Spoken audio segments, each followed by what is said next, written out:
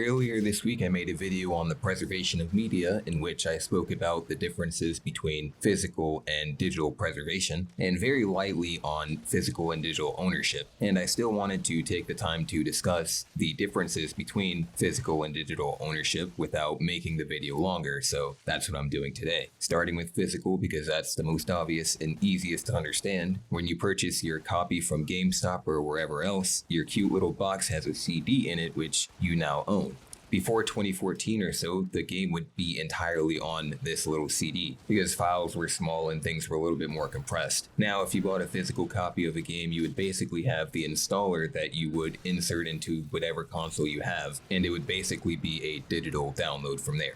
I think the only exception now at this point is a Switch cartridge, which is quote unquote available on demand, but you still have to do a firmware or update for whatever game you play, I think. And on the digital side, you have the marketplace, whichever one pertains to you, where you would enter your purchasing information and then you would have the game tied to your account. Now that I think about it, they're both fairly simple to understand. So let's roll right into the qualities of digital ownership. Firstly, when you buy digital, there is no such thing as buying secondhand because it is just software. Some can consider this to be both a blessing and a curse because getting a game secondhand is cheaper. And I think we all enjoy getting something below the market price. If this were considered a blessing, I think that idea would predate the current gen of console. Physical wear and tear hasn't really been a problem in such a long time, especially for the Xbox and PlayStation, because the copies don't have the entire game on them anymore. So the chances of a physical game being damaged when you receive it is pretty low now. Next, we have the digital refund policy, which is all or nothing, on top of being very strict and kind of predatory. In the case for Steam, there's only a certain amount of time you can play the game before your option to refund disappear. There's no midsection that would say you can have half of your money back because you played it for 30 hours or so. And I believe this would be the same for digital purchases on the console. Furthermore, when you purchase something digitally, it is bound to a single account,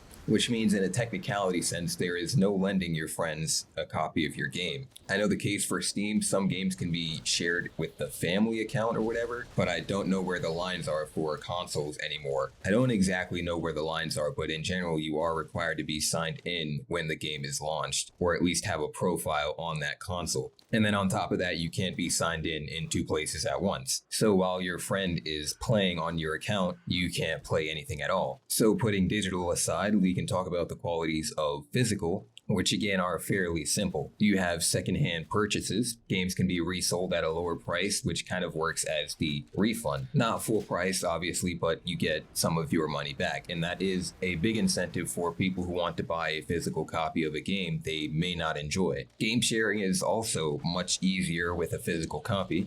You can just give your copy to a friend, and since it's not tied to either account, you can still play other games while they have your copy, because all they need is the disc or cartridge or whatever. It's a very simple you have something, therefore you own it kind of deal. When it comes to a conversation about digital versus physical, I don't think there is a true version of ownership. Perhaps in the past when you had the entire game on a disc, that had more weight to it, that had more ownership about it, but now the case is you have access to the download with the disc, or however it works. I know for sure that the whole game isn't on the disc. The conversation then moves to when you buy digital, you are buying a lease from a company, or renting the game for so long that it is available for sale, which I also don't think is true. We know digital games that are not available with physical counterparts can still be played physically. Games sold digital only are not entirely lost forever. In the case of Steam, people who have purchased a game that is no longer available for sale still have the game. If it isn't a live service game, it can still be played. Usually that's never the case though, because why shut down a single player offline game if it doesn't need to be shut down? On the opposite of that, when games are updated and rebranded, they cannot be reverted. As a live service game, of course, you cannot play CSGO anymore because it has been changed into CS2. When you buy a physical copy of a game, what it used to be was the 1.0 release version. Now you still need an internet connection to download, update, and play the game. Unfortunately, now that's the case for everything. You need an account to play on console even with a physical copy. People will then say no company should reserve the right to take away things you have purchased, which is a very agreeable standard. chance, and physical games bypass this. Aside from having to make multiple accounts for whatever reason they are terminating them, I guess. But for these accounts, at least on Steam, to be terminated is pretty rare. You would have to do some heinous crimes to have your Steam account terminated and restricted to the point where you can't even access games you have already purchased. I would assume it's the same on console. I think that's where I'd like to end the video. At some point, maybe I'll do a DRM versus DRM free little informational, because that has been on my mind as well. But for now, I hope you guys enjoyed. Thank you guys so much for watching, and I will see you in the next one.